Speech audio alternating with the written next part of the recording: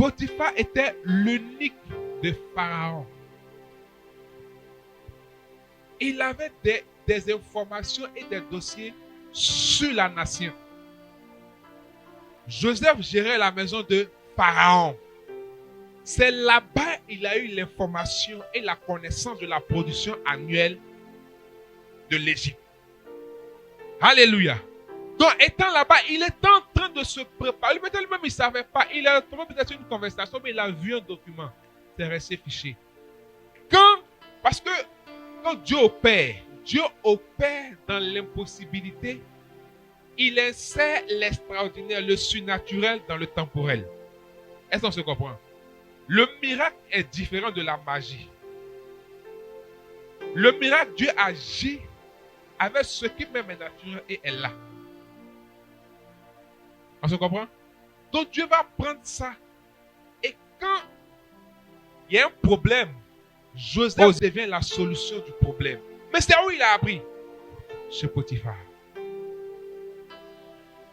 Donc c'était l'élément déclencheur de la prophétie. Et quand il a fini de parler, qu'est-ce que Pharaon a dit? Peut-on trouver quelqu'un de sage ou d'intelligent? Joseph n'a pas parlé. Pharaon n'est pas bête. Il a dit Allah. Il a déjà donné la solution. Joseph, enlève le manteau de prisonnier. La Bible dit, Pharaon a donné son anneau. Hey, son anneau. C'est-à-dire, on dit la seule chose qui différenciait Pharaon de Joseph, c'était quoi? Que Pharaon était juste le gouverneur de tout le pays. Sinon, Joseph gérait tout. Mais là même, la prophétie n'est pas encore accomplie, frères et sœurs. Non. La prophétie, parce que dans la prophétie, Joseph a vu ses frères prosternés devant lui. Donc souvent, il y a des éléments qu'on appelle des éléments à des signes avant-coureurs de l'accomplissement de la prophétie. Ah, toi, tu crois que c'est la prophétie qui s'est accomplie et tu t'arrêtes là. Dieu va permettre à ce que la famine continue. Ça frappe Israël. Ça frappe Jacob là-bas. Il est obligé d'envoyer ses enfants.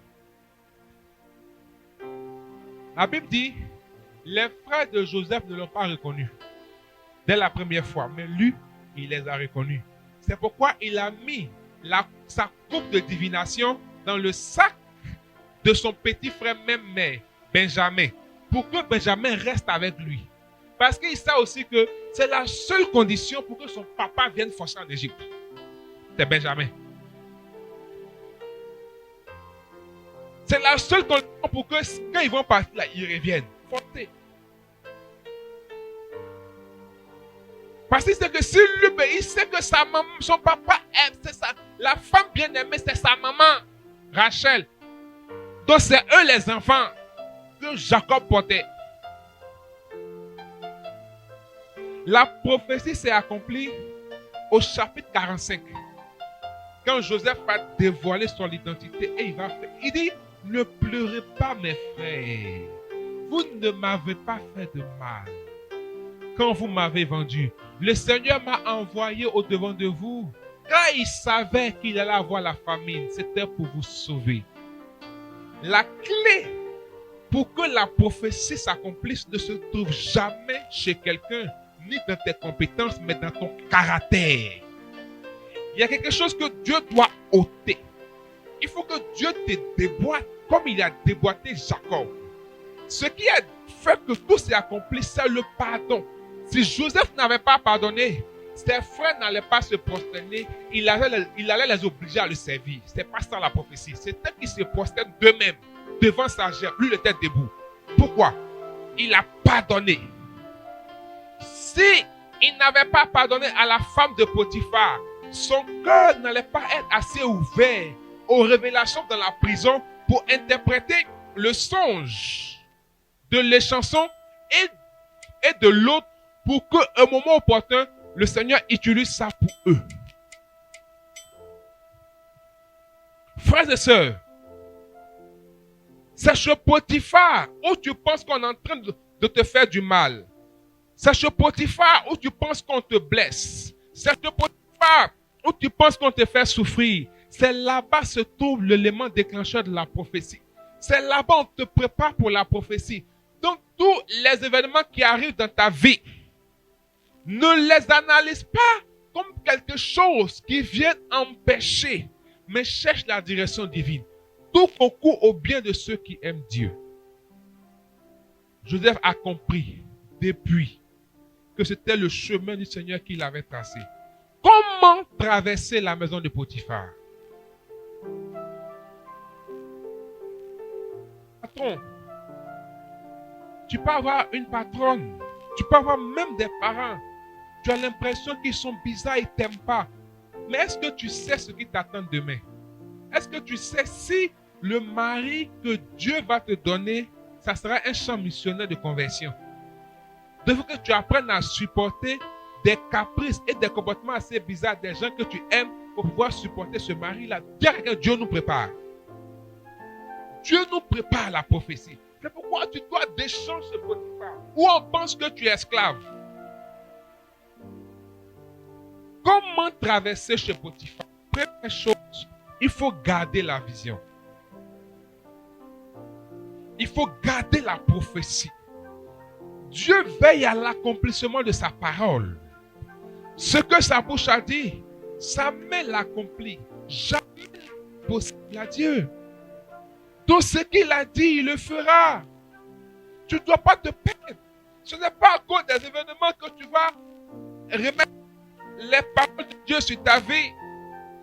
Révélation qu'il t'a donné, projet qu'il a mis dans ton cœur, la prophétie qui est là. Parce que si tu perds la vision de vue, ne va pas comprendre. Parce que si Joseph a parlé ainsi à ses frères, c'est parce qu'il a compris que c'était le chemin de Dieu. Mais s'il a compris, parce qu'il n'a pas perdu la vision, il n'a pas perdu la prophétie. Deuxième chose, la crainte de Dieu. Quand tu crains Dieu, tu crois en Dieu. Quand tu crains Dieu, tu vis pour plaire à Dieu. Aujourd'hui, on en prie, mais plus crains Dieu. Dans le chapitre 39, il nous est dit, or, il y avait assisté Joseph à qui tout aussi. Et il resta dans la maison de son maître l'Égyptien. Comme son maître voyait que Yahvé l'assistait. On dit comme son maître voyait que Yahvé l'assistait.